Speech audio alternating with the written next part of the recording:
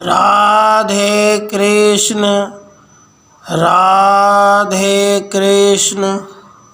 स्थूल शरीर की निंदा, मनोमय शरीर की विशेषता, उसे सत्कर्म में लगाने की प्रेरणा, ब्रह्मा और उनके द्वारा निर्मित जगत की मनोमयता, जीव का स्वरूप और उसकी विविध सांसारिक गति तथा सृष्टि के दोष एवं मिथ्यात्व का उपदेश।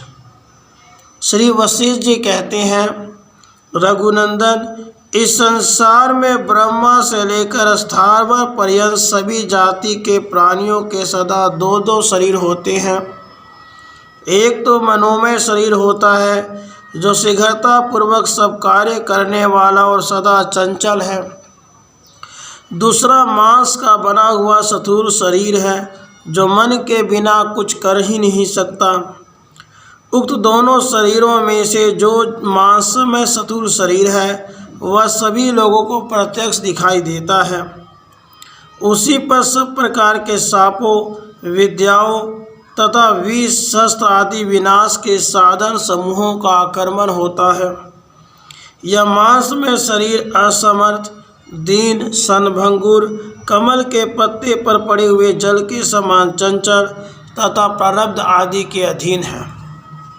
देहधारियों का जो यह मन नामक दूसरा शरीर है वह तीनों लोकों में प्राणियों के अधीन होकर भी प्राय अधीन नहीं रहता। वह यदि सदा बने रहने वाले धैर्य का अवलंबन करके अपने पौरुष के सहारे स्थित होता है तो दुखों के पहुँच से बाहर हो जाता है। दुख के हेतुभूत जो दोष हैं वे उसे दूषित नहीं करते। प्राणियों का मनोमय शरीर जैसे जैसे चेष्टा करता है वैसे वह अपने निश्चय के एकमात्र फल का भागी होता है। मांस में देह पांच भौतिक स्थूल शरीर का कोई भाग पौरुष कर्म सफल नहीं होता, परंतु मनोमय शरीर की प्राय सभी चेष्टाएं सफल होती है क्योंकि मन ही प्रधान है। मांडव्य ऋषि ने मानसिक पुरुषार्थ से मन को राग रहित और दुख शून्य बना सूली पर चढ़कर भी संपूर्ण क्लेशों पर विजय प्राप्त कर ली थी। अंधकारपूर्ण कुएं में गिरे होने पर भी दृढ़ तपा ऋषि ने मानसिक यज्ञों का अनुष्ठान करके देवताओं का पद स्वर्गलोक प्राप्त कर लिया था।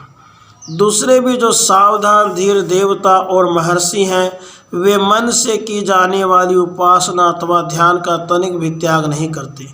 संसार में सावधान चित्त वाला कोई भी पुरुष कभी स्वप्न अथवा जागरण में भी दो समूहों से थोड़ा सा भी अभिभूत नहीं होता।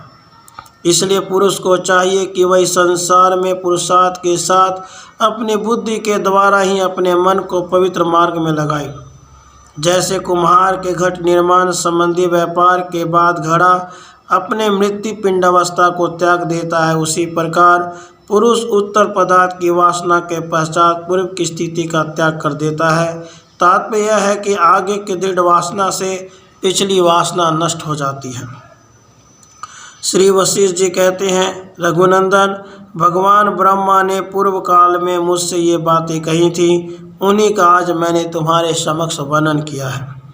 नाम और रूप से रहित उस सर्वात्मा ब्रह्म से संपूर्ण प्रपंच उत्पन्न होता है। वह समय पाकर स्वयं ही घनता को प्राप्त हो संकल्प विकल्प मन की सामर्थ्य से मनोरूप बन जाता है। इसलिए श्री राम, जो ये परमेष्टि ब्रह्मा हैं, इन्हें तुम परमात्मा की समष्टि मन ही समझो। समष्टि मन रूप तत्व ही जिनका आकार है वे भगवान ब्रह्मा संकल्प में होने के कारण जिस वस्तु का संकल्प करते हैं उसी को देखते हैं। उसके बाद उन्होंने इस अविद्या की कल्पना की। अनात्मा में आत्मा का अभिमान होना ही इस अविद्या का स्वरूप है। फिर उन ब्रह्मा ने क्रमशः पर्वत, तृण और समुद्र रूप इस जगत की कल्पना की।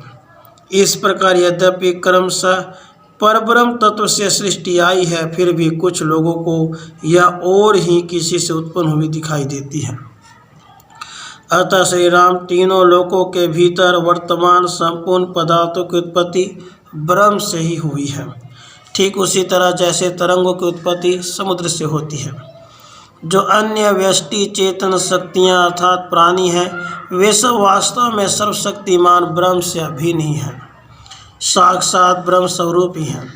जब यह जगत विस्तार को प्राप्त होता है तब वे ही प्राणी समष्टि मन रूप ब्रह्मा से पूर्व कर्मानुसार विकास को प्राप्त होते हैं। ये सब सहस्र व्यष्टि चेतन संसरणशील जीव कहे जाते हैं। वे जीव सच्चिदानंद घन परमात्मा से ही प्रकट होकर आकाश में तन मात्राओं के साथ संयुक्त होते हैं। फिर आकाश स्थित वायुओं के मध्यवर्ती जो 14 श्रेणी में विभक्त जीव है, उनमें से जिस प्रकार की जीव जाति में रहने से जो जीव जैसी वासना और कर्म के अभ्यास में प्रवृत्त होते हैं, उसी जीव जाति की प्राण शक्ति द्वारा वे स्थावर अथवा जंगम शरीर में प्रविष्ट हो राजवीर्य रूपी बीज भाव को प्राप्त होते हैं। तत्पश्चात योनि से जगत में जन्म ग्रहण करते हैं।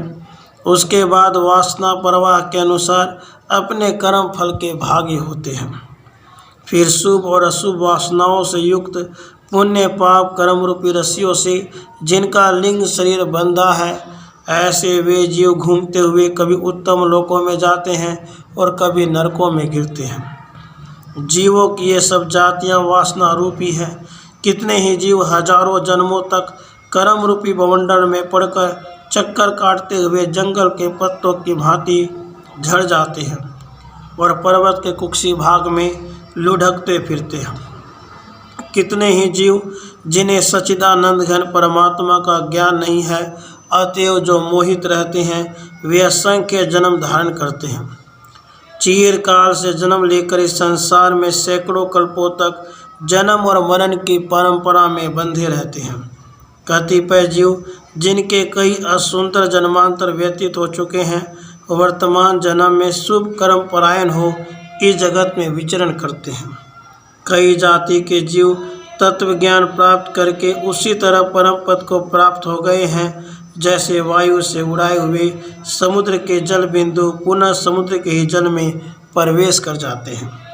इस प्रकार यहाँ परम पदरूप ब्रह्म से संपूर्ण जीवों के गुण और कर्म के अनुसार उत्पत्ति हुई है। यह सृष्टि आविर्भाव और तिरोभाव के कारण क्षणभंगुर है तथा जन्म मरण की परंपरा को प्रकट करने वाली है। वासना रूपी विष की विषमता से उत्पन्न हुए नाना प्रकार के दुख रूपी ज्वर को धारण करती है। अनंत संकटों से भरे हुए अनर्थकारी कार्यों का समादर करने वाली है। अनेक दिशाओं देशों कालों तथा विविध पर्वतों की कंदराओं में घुमाने वाली कर्म फल का भोग कराने वाली है। स्वयं निर्मित उत्तम विचित्राओं से इसने चारों ओर भ्रम का जाल बिछा रखा है। परमार्थ दृष्टि से यह सृष्टि असत ही है। वत्स रामभद्र विक्षुब्ध मन ही जिसका शरीर है, वह संसार रूपी जंगल की जीर्ण शीर्ण लता यदि तत्व ज्ञान रूपी कुल्हाड़ी से जड़ सहित काट दी जाए तो फरसे से काटी गई बेल के समान या फिर पनप नहीं सकती। राधे कृष्ण राधे कृष्ण।